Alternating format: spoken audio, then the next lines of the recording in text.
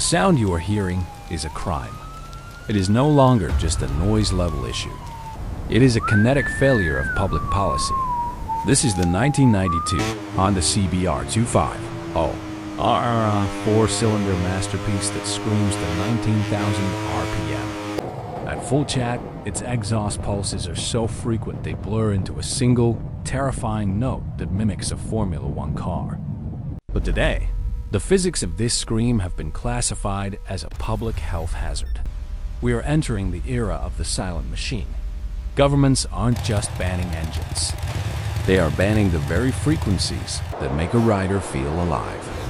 From the high-frequency harmonics of an inline-4 to the chaotic pressure pulses of a two-stroke, the motorcycle is being robotomized. Welcome to the Forensic Lab.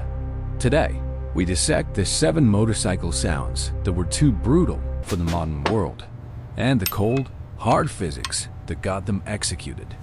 The forensic system. Why sound is now a crime. To understand why these bikes died, you must understand the acoustic footprint. The physics. The logarithmic trap. Sound is measured in decibels, $dB, a logarithmic scale. An increase of just $3 dB represents a doubling of sound energy. When the latest Euro 5 Plus and UNR 5.1 regulations dropped the limits, they weren't just asking for a quiet bike. They were demanding a mechanical betrayal. To hit these targets, engineers must introduce thermal instability via massive, restrictive breadbox catalytic converters and heavy resonators that choke the life out of the combustion cycle. On a motorcycle, where space is at a premium, this is a death sentence for design. The subject: Ducati Desmosedici RR D16. The crime: harmonic violence. The mechanics: this was a GP bike with lights. The screamer firing order, where all 4 cylinders fire in close succession, creates a concentrated blast of acoustic energy. The forensic failure: the Desmosedici produces a secondary harmonic that resonates at a frequency the human ear perceives as an incoming projectile. The consequence: modern Ducatis have moved to the twin pulse or big bang firing orders. While they sound beefy, they lack the raw, glass-shattering frequency of the screamer. The physics of the screamer simply cannot be muffled without the exhaust system weighing more than the engine itself. The subject: 1992 Honda CBR 250R. The crime: frequency saturation. The mechanics: tiny pistons, shorter than a thumb, moving at lightning speed. At 19,000 RPM, the engine is completing 316 explosions per second. The physics: this creates a sound wave with a very short wavelength. Short wavelengths penetrate modern sound-deadening materials with ease.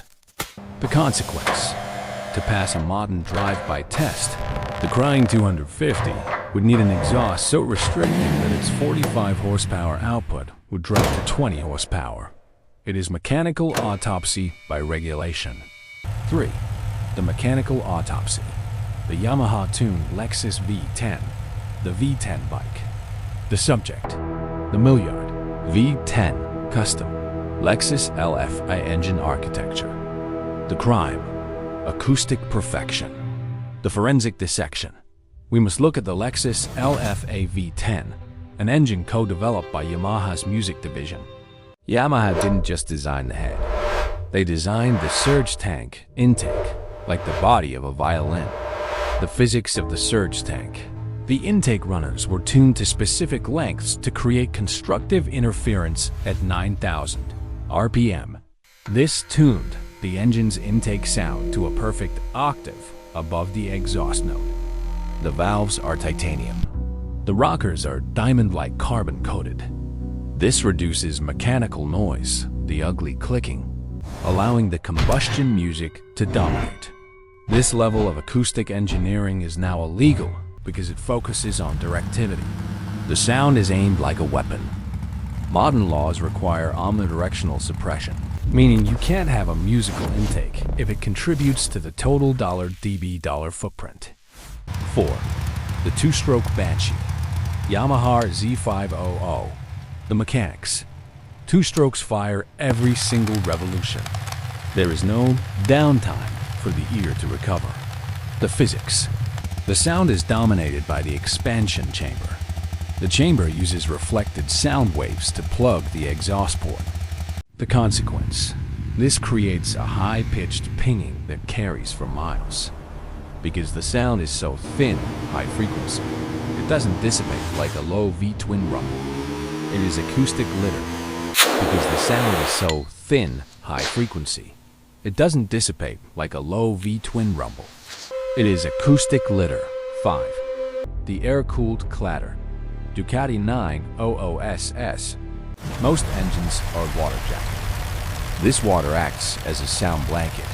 An air-cooled engine has no such luxury. You aren't just hearing the exhaust. You are hearing the dry clutch plates clacking, the cooling fins vibrating like tuning forks, and the desmodromic valves snapping shut. The consequence. The engine block itself is a speaker. To pass modern noise tests, the engine would need to be encased in a soundproof shroud, leading to immediate thermal failure. 6. The straight 6 howl. Honda CBX 1000. The 1978 Honda CBX is a prime example of massive air displacement.